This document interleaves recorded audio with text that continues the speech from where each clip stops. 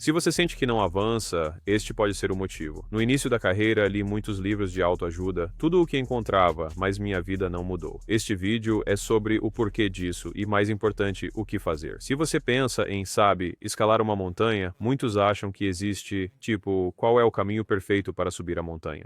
Mas, na minha experiência, geralmente há múltiplos caminhos para subir a montanha que se pode seguir, mas nenhum funcionará se você ficar pulando de um para o outro, porque no mundo real, um caminho pode ser direto e mais íngreme, outro caminho pode ter mais voltas. Agora, você pode ver o outro caminho e pensar, puxa, aquele não é tão íngreme, mas o que você não percebe até estar nele é que, este vai me levar muito mais tempo para subir a montanha. E assim, na maioria das vezes, precisamos de convicção perfeita sobre nosso plano mais do que de um plano perfeito. E assim, pense nos caminhos montanha acima como sua estratégia. A missão é chegar ao topo. É o que queremos.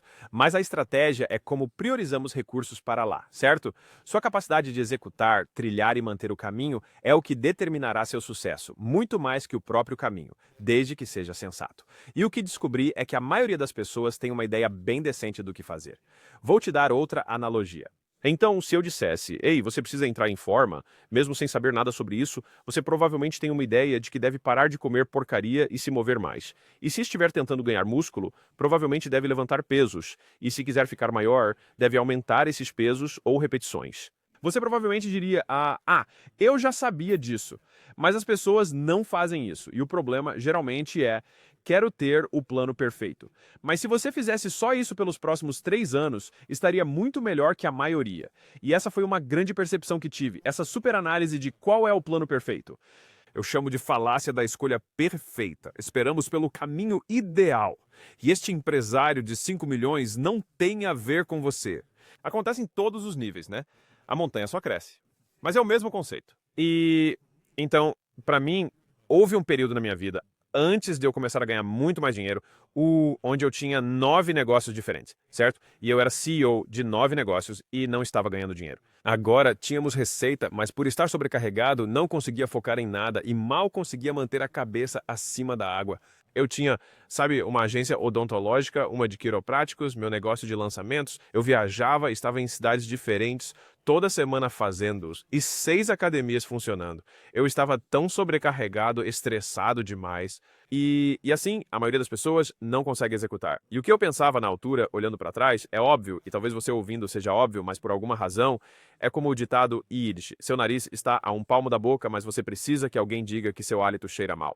Acho que é o mesmo com isso. Naquela época, se eu perguntasse ao meu eu mais jovem qual é o problema, se eu diria, preciso mudar minha estratégia, mudar tudo. Mas, na verdade, na maioria das vezes, não é preciso mudar tanto, você só precisa fazer uma coisa muito bem. Então, não é sobre criar ou fazer o plano, é sobre mantê-lo, certo? Você supera a maioria em tudo se persistir por um ano.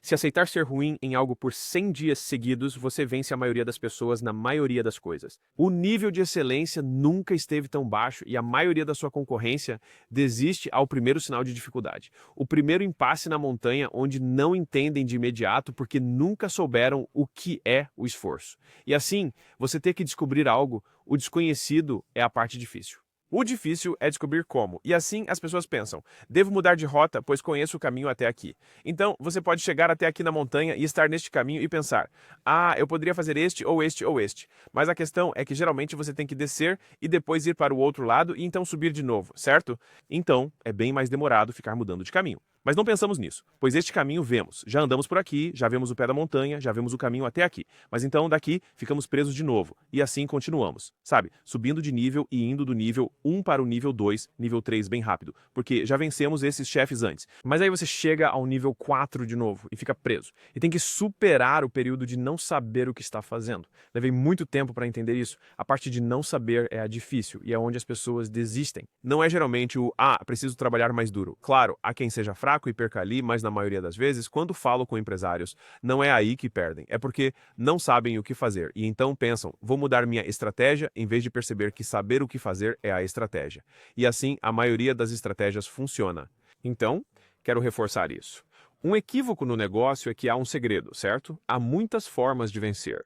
Há várias formas de esfolar um gato, certo? Se você tem uma faca cega, por outro lado, nunca vai conseguir esfolar o gato. E o fio da sua faca é a sua capacidade de executar qualquer caminho que você tenha, certo? Qualquer forma de esfolar um gato, o que é bem visceral e desagradável. Em Explorer Gatos, devemos apresentar esse ditado. Pensa num gato esfolado, é meio forte. Enfim, ao falar com o dono, eu disse: se a execução é o problema, qual é o Sir,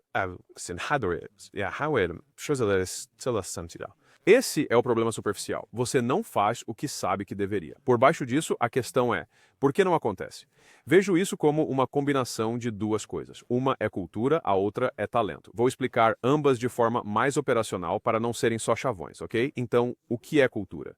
Cultura são as regras de reforço num negócio, certo? Então, o que rege o que é recompensado e o que é punido. E então, se pensarmos na cultura, há talvez 100 ou 1000 comportamentos em qualquer negócio ou ambiente, certo? Quando aprendemos uma cultura em sociedade, há coisas que fazemos. Você segura uma porta, é algo que faz, e é recompensado. E se não o faz, é punido, certo? Se você fecha alguém no trânsito, é punido, certo? E cada uma dessas coisas é recompensada ou punida, e isso cria a cultura. Mas em cada negócio, há uma subcultura dentro da cultura maior, onde você tem mais e mais nuances de coisas que são suas preferências como dono de empresa. Mas, se as pessoas não trabalham como você prefere, então a cultura que você tem, as regras de reforço, não estão sendo bem aplicadas.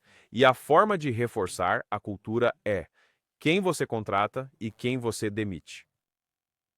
Então, quem você permite existir no negócio diz mais à sua equipe sobre o que você considera aceitável. Número 2 é o comportamento que você não permite mudar.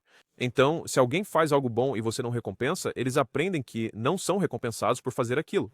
Por outro lado, se alguém chega 5 minutos atrasado a uma reunião e ninguém diz nada, você ensina a todos que não há problema em se atrasar.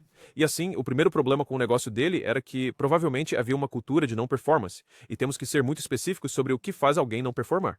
E às vezes são apenas 2 ou 3 comportamentos. Muitas vezes são tipo 20 ou 30. E você tem que ser capaz de observar quais são as coisas que me fazem não gostar da minha equipe e o que eu preferiria que eles fizessem em vez disso. E então, eu usei o formato de começar, parar, continuar. Então, o que eu quero que você comece a fazer que não está fazendo? O que eu quero que você pare de fazer que você está fazendo? E o que você precisa continuar fazendo que eu vou continuar reforçando? É uma forma muito simples de dar feedback que eu realmente gosto. E o talento? Porque essa é a outra parte. Um é o culto. São as regras, certo? O talento são as pessoas que agem, que fazem. E assim, do ponto de vista de talento, muitas empresas não conseguem mais expandir. Não por falta de modelo, mas por não terem capacidade de executar o plano. E a capacidade de executar o plano se resume à qualidade das pessoas que você tem na empresa. E posso te dizer isso em primeira mão. Você provavelmente não tem um padrão alto o suficiente para quem deveria trabalhar para você. E digo isso para mim também. Quando aumenta a qualidade das pessoas que trabalham comigo, mais dinheiro eu ganho, certo? E o que é realmente interessante é que esta é uma das maiores oportunidades de arbitragem que existe nos negócios até hoje, que é a marca de 50% para uma função é de $75 mil por ano. Agora, para você pagar o percentil 90, pode ser $115 mil por ano, certo? Agora, você pode pensar: uau, que grande diferença. Mas a questão é que essa pessoa é provavelmente 5 vezes mais eficaz que esta, mas custa apenas 30% a mais. É um ótimo negócio. É um bom investimento. E neste ponto, só procuro quem gera resultados. Quero pessoas excepcionais, obcecadas com esta tarefa. Agora, como você diferencia as pessoas boas das que não são? Vou te dar uma tática sobre isso. Então, ao entrevistar, gosto de saber o que fazem no tempo livre. E se o que fazem no tempo livre não for o que quero que façam em tempo integral, então não serão em tempo integral, certo? Vão estar sempre se dedicando a outra coisa. E então, eu prefiro perguntar: com o que você é obcecado? E eu gosto de fazer essa pergunta. Quais são suas atividades extracurriculares? Agora, se eles disserem, honestamente, tudo o que eu faço. Digamos que estou contratando um videógrafo. Eles dizem, tudo o que eu faço é coisa de vídeo. É o que me apaixona de verdade. É o que eu passo meu tempo assistindo no YouTube, tipo, como eu melhoro a iluminação, como melhorar o áudio. E os cenários. É o que me obceca. Sei que essa pessoa fará um bom trabalho, por se eu disser, precisa melhorar isso, ela dirá, ótimo. Adoro este feedback, quero melhorar. Agora, se alguém disser, adoro, sabe, pickleball e usar, sabe, e fazer exercício, não há nada de errado nisso. É só que é essa a coisa pela qual você é obcecado? E então, fazer essa pergunta de algumas maneiras numa entrevista vai revelar se alguém está a dedicar o seu esforço e tempo discricionários ao talento ou à habilidade de que precisa para vencer no seu papel no negócio. E então, isso é do lado da escolha, certo? O terceiro elemento disso, né, aqui vamos nós, é o treinamento. Então, se você tem regras que regem o reforço no negócio, Ok, isso é o que gostamos, isso é o que não gostamos, então você contrata pessoas muito boas, você ainda pode ter pessoas com potencial versus o real. E então, obviamente, quanto mais alto na empresa, mais você contrata pelo que é real, menos você contrata pelo potencial. Quanto mais baixo alguém está na empresa, mais você contrata pelo potencial e menos pelo que é real. E então, quando escolhemos alguém, é assim. Eu escolho alguém que seja inteligente e tenha ética de trabalho, em vez de alguém mais experiente na carreira, mas que não mostre a mesma inteligência, porque a pessoa esperta alcançará a menos esperta muito rápido e depois a ultrapassará. E então, como é o treinamento? E então, o treinamento no negócio para executar Vou ser bem claro aqui. Seu plano não funciona porque ninguém o faz. Então, por que não seguem o plano? Essas são as razões, certo? E do ponto de vista do treinamento, geralmente se resume a observar os detalhes.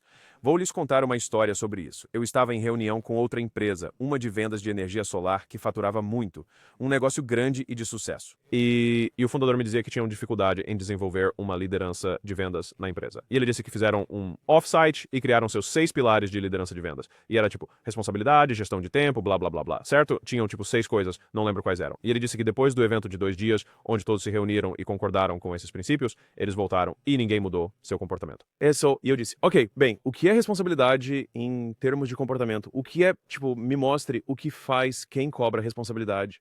Como eu saberia que a responsabilização tinha ocorrido, certo? E o que acontece é que ele disse, espera, então eu preciso... você precisa mandar mensagem à sua equipe toda manhã. E tem que fazer relatórios semanais com cada pessoa e revisar.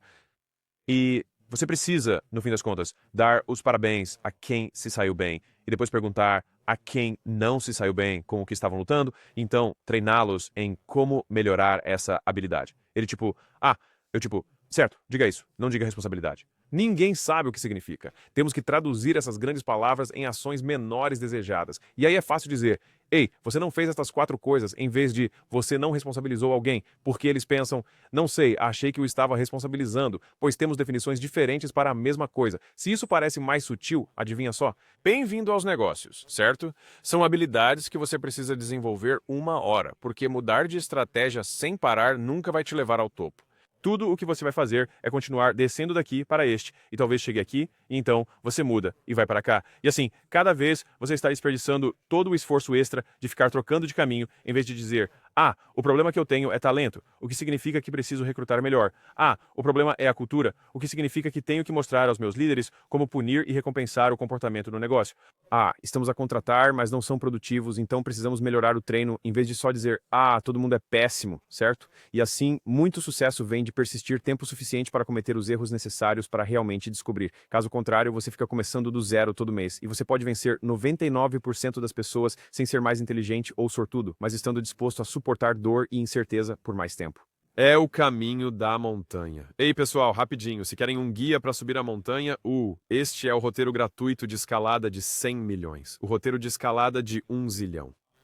Esta é uma ferramenta interna que criamos para nós mesmos para identificar melhor em cada nível de crescimento no que uma empresa precisa trabalhar para atingir o próximo nível e então decidimos torná-la gratuita. Então, se você quiser, pode ir a acquisition.com roadmap, inserir suas informações e obtê-la. E se quiser táticas personalizadas da minha equipe, então na próxima página pode agendar uma chamada. Vamos te conhecer, o negócio e, se fizer sentido, te convidar.